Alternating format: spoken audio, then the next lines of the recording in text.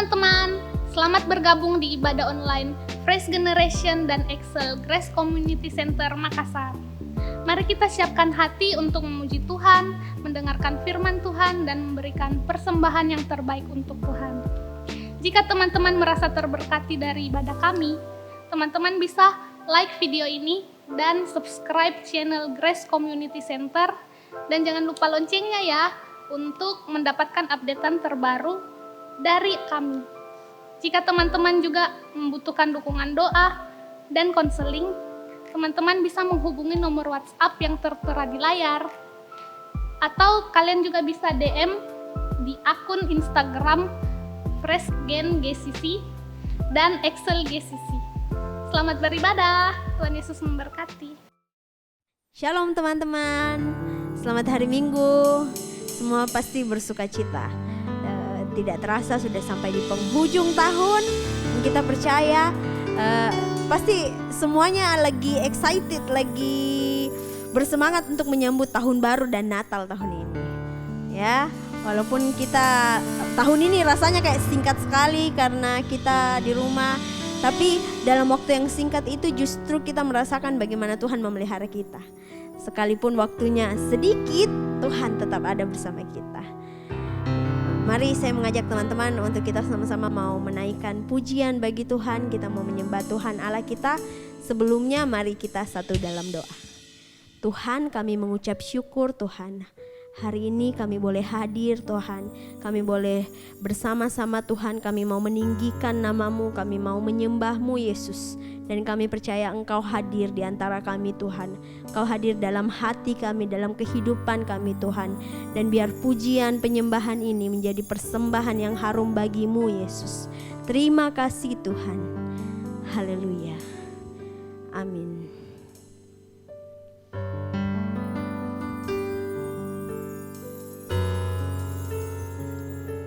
Sebab kasih Tuhan selalu bersemi dalam hati kita.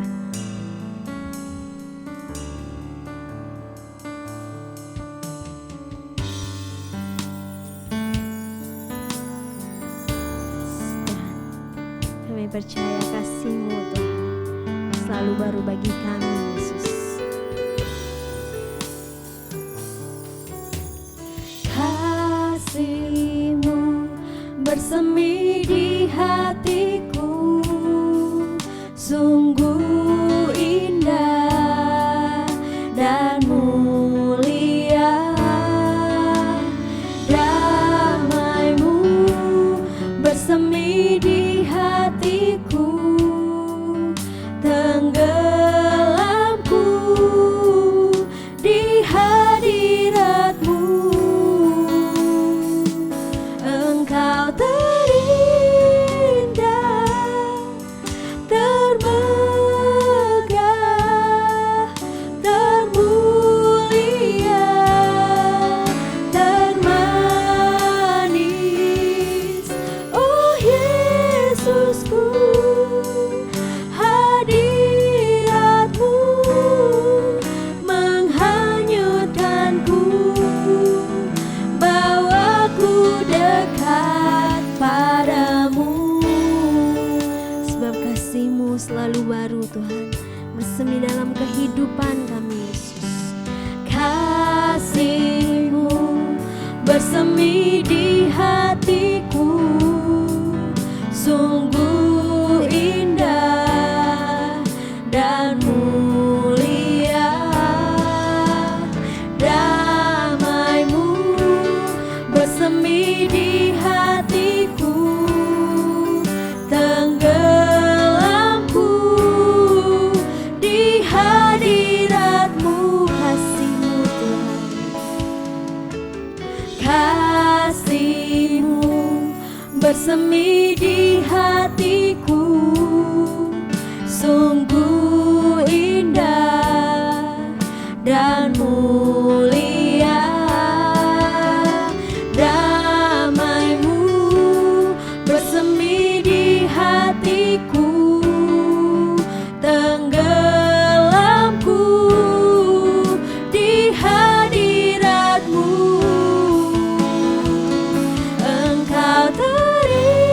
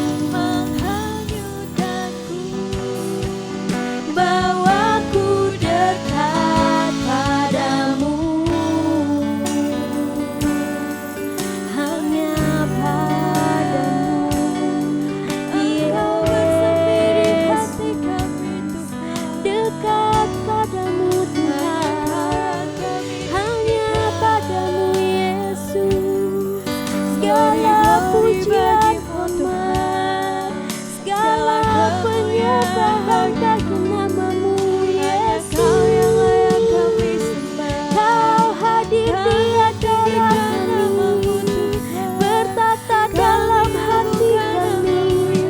Kau berkuasa selamanya. Haleluya, haleluya.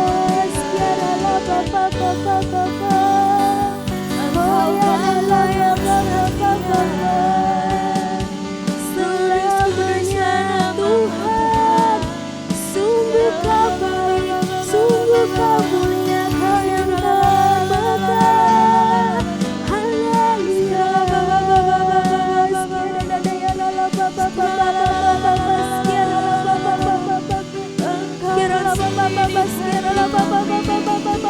Kau yang termulia Tuhan, Kau yang kami sembah Tuhan, Kau yang kami tinggikan Yesus, Yesus namanya, Yesus mulia.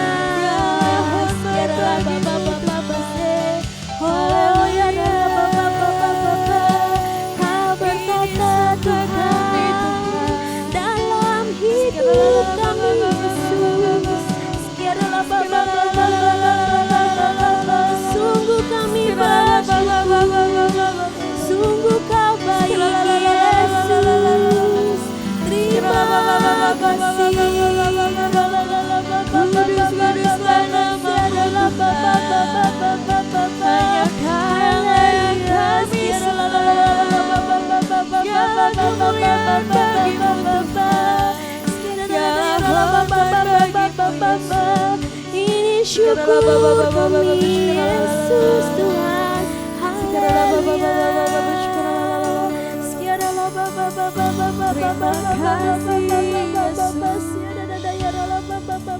Pujian sebab Kau yang terindah Yesus. Engkau terindah, termegah, termulia, termanis. Oh Yesusku, hadirat-Mu menghanyutkanku, bawaku dekat. Engkau terindah, termegah, Kau termulia Yesus, Kau yang termanis. Oh Yesusku, hadirat-Mu menghanyutkanku, bawaku dekat padamu, menghanyutkanku, bawaku dekat padamu, menghanyutkanku, bawaku dekat padamu. Yes. Ini pujian kami Yesus, sebab kasih-Mu besar atas kami Tuhan. Kami bersyukur Engkau hadir dalam kehidupan kami Tuhan Yesus. Kami bersyukur Engkau menyertai kami Tuhan, bahkan hingga sampai hari ini Yesus. Dan kami siap untuk menyambut firman-Mu Tuhan. Biar firman-Mu Tuhan terus bertumbuh dalam kehidupan kami Tuhan, bahkan berbuah-buah lebat Tuhan dalam kehidupan kami, untuk mempermuliakan nama-Mu Yesus. Pakai mulut lidah hamba-Mu yang akan menyampaikan firman Tuhan, biar kami boleh mendengar isi hati-Mu dari mulut hamba-Mu Tuhan.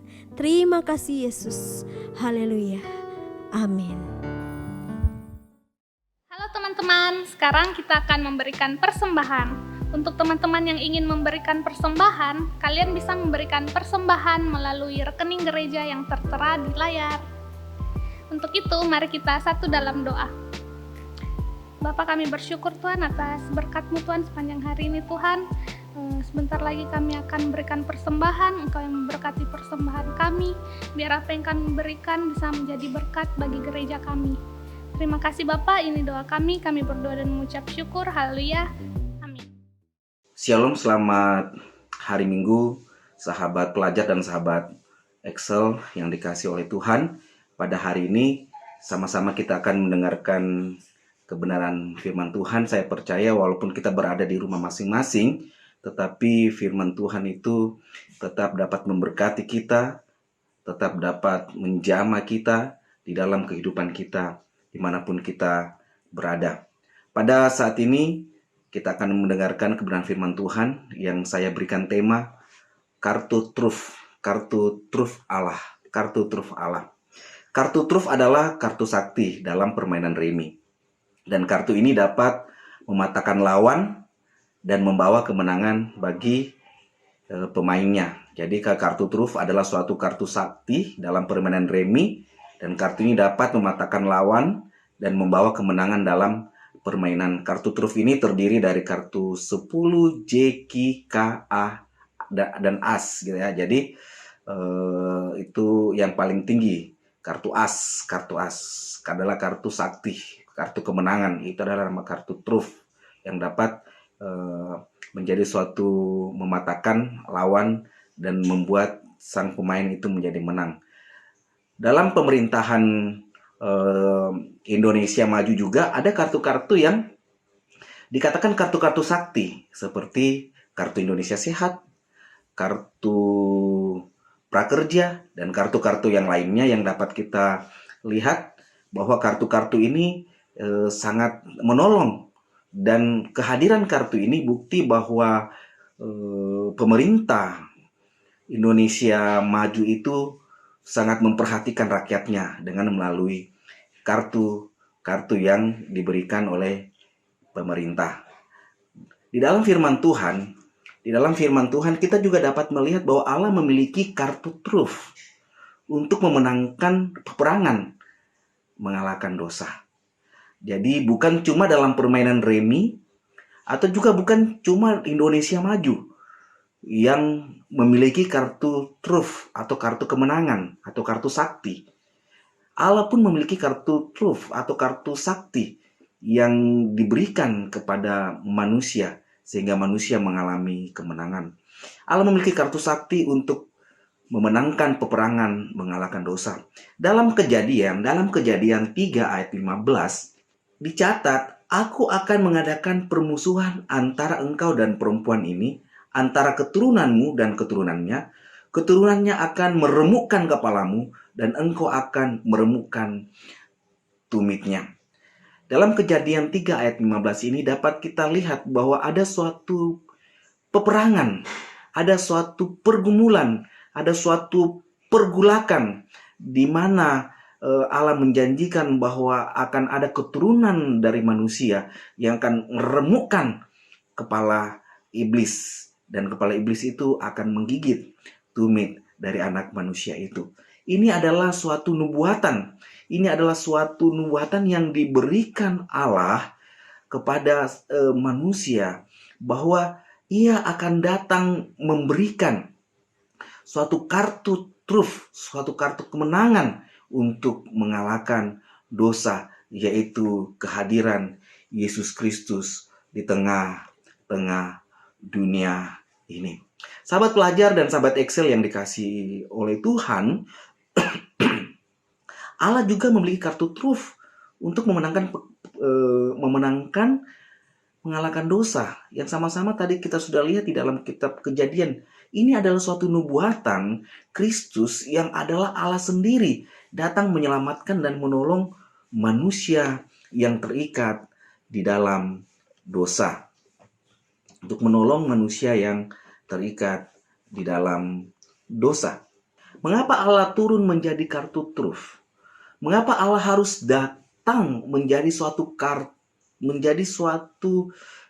kartu yang sakti, menjadi sesuatu, ia datang ke dalam dunia menjadi kartu sakti untuk mengalahkan dosa itu. Yang pertama, bahwa bukti manusia tidak dapat menyelamatkan dirinya sendiri.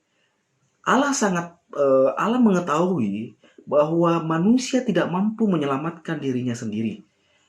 Oleh karena itu Allah datang menjadi manusia, memiliki tubuh, memiliki daging untuk dapat mengalahkan peperangan melawan kuasa dosa. Mengapa Allah turun ke dalam dunia? Ini adalah bukti bahwa manusia tidak dapat menyelamatkan dirinya. Manusia tidak dapat menyelamatkan dirinya sendiri karena dia adalah makhluk yang sudah secara alami sudah berbuat dosa. Jadi manusia itu sudah tidak mampu menyelamatkan dirinya karena secara alami manusia itu sudah berdosa. Kita dapat melihat bahwa anak-anak kecil tidak ada orang yang bisa mengajarnya berbohong, tetapi anak kecil itu sudah dapat berbohong. Karena apa? Karena memang pada dasarnya di dalam diri manusia sudah dicemari oleh dosa. Oleh karena itu, walaupun manusia tidak diajari untuk berbohong, tetapi manusia itu akan bisa berbohong, pandai berakting. Karena apa? Karena memang pada dasarnya manusia itu sudah secara alami dipenuhi oleh dosa. Oleh karena itu, manusia tidak mampu untuk menyelamatkan dirinya sendiri. Manusia itu membutuhkan Allah untuk menyelamatkan mereka.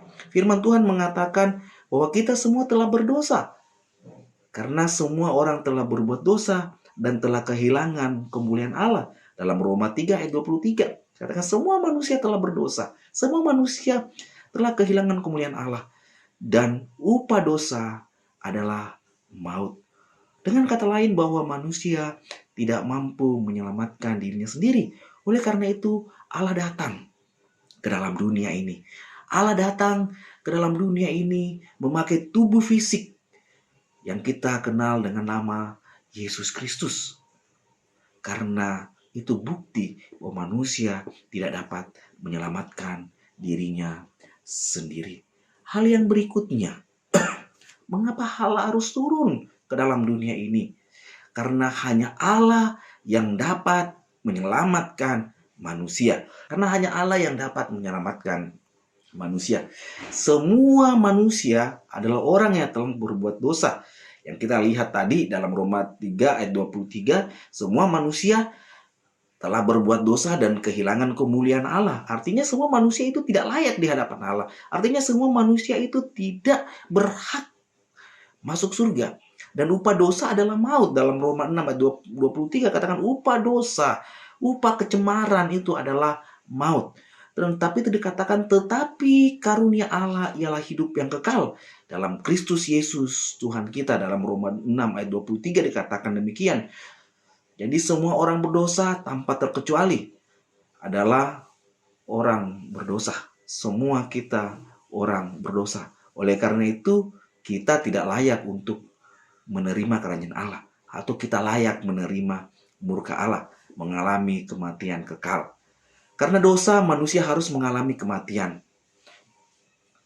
Yaitu kematian jasmani, kematian rohani, dan kematian kekal. Kematian abadi. Allah yang maha besar dengan kasih yang besar telah melakukan perbuatan yang besar untuk manusia berdosa. Yang seharusnya binasa. Ia mengaruniakan putranya yang tunggal. Untuk menggenapkan karya keselamatan bagi manusia melalui pengorbanannya di atas kayu salib. Sehingga setiap orang yang percaya kepadanya tidak binasa, melainkan memperoleh hidup yang kekal. Ini dapat kita lihat di dalam Yohanes 3 ayat yang ke-16. Sahabat pelajar dan sahabat Excel yang dikasih oleh Tuhan. Mengapa Allah harus datang ke dalam dunia? Ya, dalam dunia karena hanya Allah yang satu-satunya yang bisa menyelamatkan manusia, yang bisa membebaskan manusia dari ikatan dosa. Tidak ada manusia yang bisa menyelamatkan diri mereka dari murka Allah. Semua manusia telah berbuat dosa. Oleh karena itu dikatakan hanya dengan percaya menerima Yesus Kristus sebagai Tuhan dan Juru Selamat, itu yang bisa membebaskan kita, itu yang bisa memenangkan kita, melepaskan kita dari ikatan dosa yang selama ini membelenggu hidup kita. Sahabat pelajar dan sahabat Excel yang dikasihi oleh Tuhan, sangat penting kita mengetahui bahwa kita ini adalah manusia berdosa. Kita membutuhkan Allah dalam kehidupan kita. Kita membutuhkan Yesus di dalam kehidupan kita. Tanpa Yesus, tidak satu orang pun boleh memperoleh kerajaan surga. Jelas-jelas dikatakan oleh Rasul Paulus bahwa di bawah kolong langit ini tidak ada nama lain yang olehnya kita memperoleh keselamatan. Hanya di dalam nama Tuhan Yesus Kristus kita dapat mengalami pengampunan dosa. Yang ketiga, sahabat pelajar dan sahabat Excel yang dikasihi oleh Tuhan. Mengapa Allah harus datang ke dalam dunia ini? Itu bukti bahwa Allah ada bersama-sama dengan kita manusia. Dia adalah Allah yang dekat. Dia adalah Allah yang tidak jauh di dalam kehidupan kita.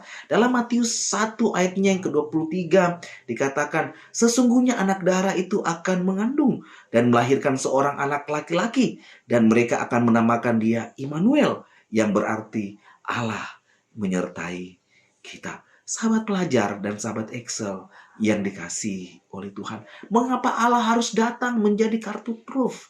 Mengapa Allah datang harus menjadi kartu sakti yang memenangkan peperangan melawan dosa, peperangan melawan kuasa-kuasa kegelapan?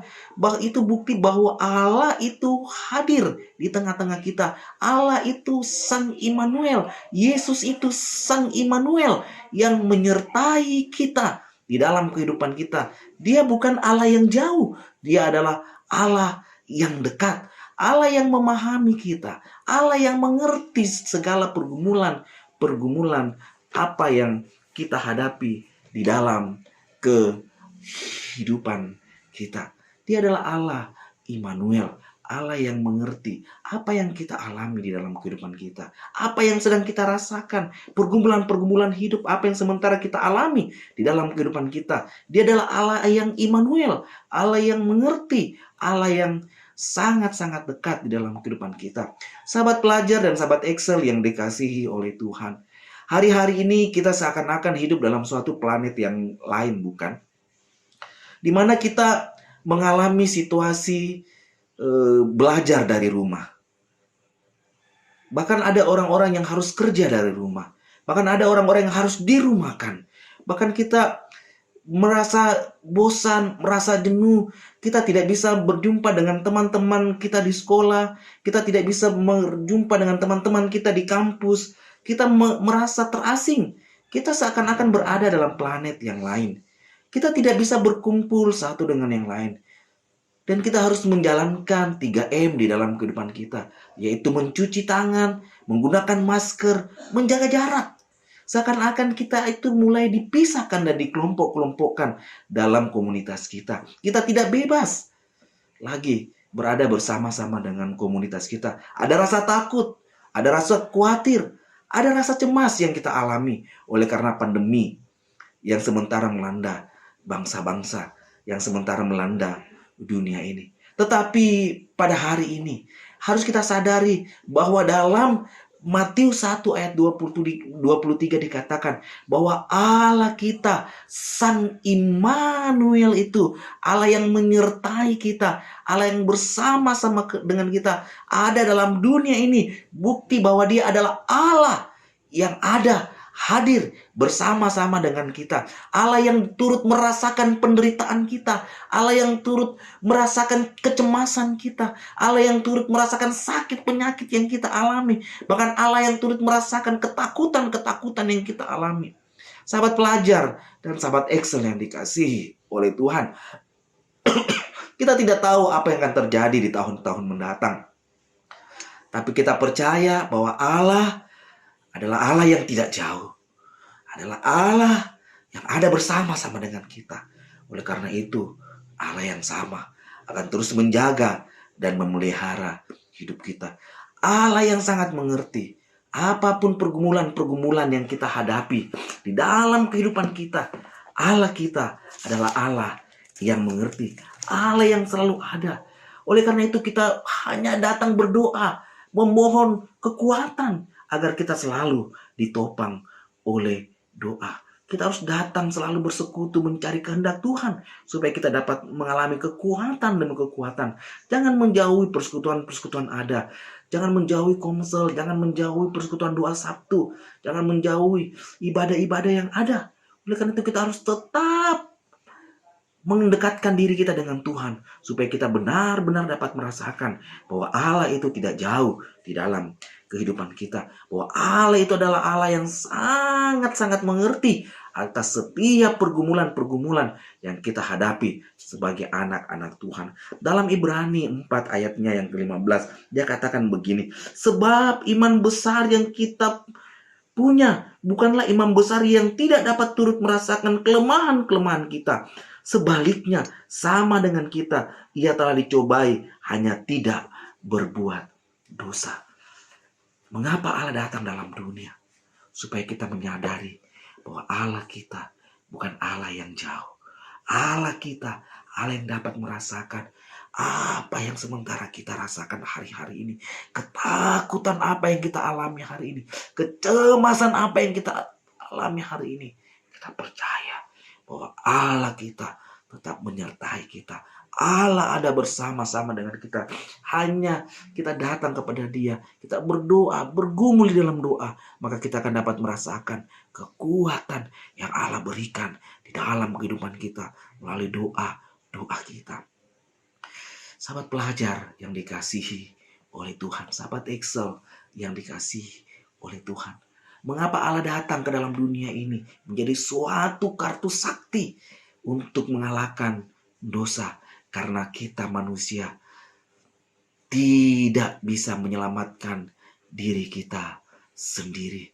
Hanya Allah yang kedua, karena hanya Allah yang mampu menyelamatkan dan menghapuskan dosa umat manusia. Dan yang ketiga, Allah ingin membuktikan bahwa Dia adalah Allah yang dekat, bukan Allah yang jauh. Dia adalah Allah Sang Immanuel, Allah yang ada bersama-sama dengan kita. Mari sama-sama kita tundukkan kepala kita dan kita berdoa. Bapa dalam surga, kami mengucap syukur dan berterima kasih kepada Engkau ya Tuhan. Karena Engkau adalah Allah yang luar biasa dalam kehidupan kami. Engkaulah kartu kemenangan kami Tuhan. Engkaulah tongkat kemenangan kami Tuhan. Engkaulah kemenangan kami Bapa. Engkau datang ke dalam dunia ini Tuhan, karena kami tahu Tuhan bahwa kami tidak mampu Tuhan mengalahkan dosa. Kami tahu Tuhan bahwa kami tidak bisa menyelamatkan diri kami sendiri.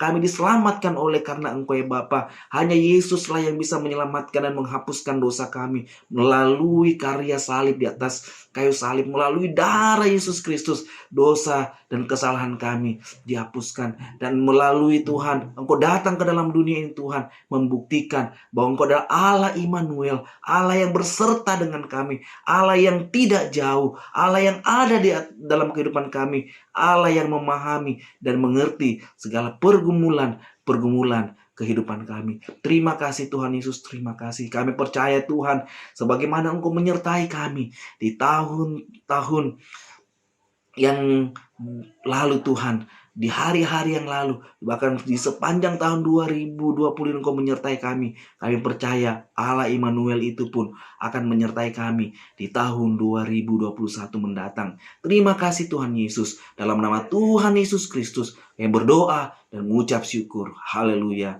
Amin.